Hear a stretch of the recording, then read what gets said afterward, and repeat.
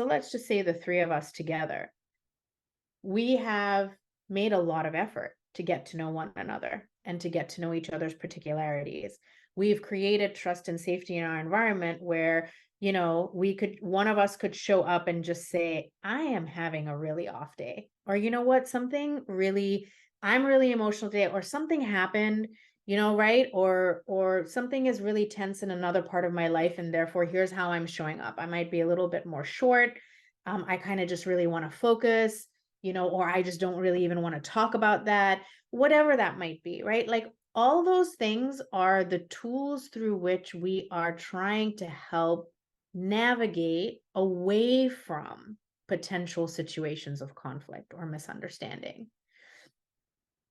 And so I think that we do that very well. And I think it would be interesting to unpack what are those tools or what are those factors that we've put into place in our work environment that create the trust and safety to do that, so that we're not conflict averse, but we're always trying to prevent the sense of disease and tension on our team, because there's a sense that we're all working together towards similar outcomes and solutions. But at the same time, it would be interesting to think of, what about when we do disagree? Like how often, because I think we do, like I think we end up having differences of opinion. I don't think that it's never happened. I'm just not sure how many times it's ever risen to a level that I would actually consider it to be conflict. I think we debate through things, or I think we noodle through things. And then I think there's a sense of a give and a take and a lot of respect that we have for one another. But like, I really am like, I'm trying to think of an example. I'm like, could we share an example of how the three of us have navigated conflict in the workplace well together?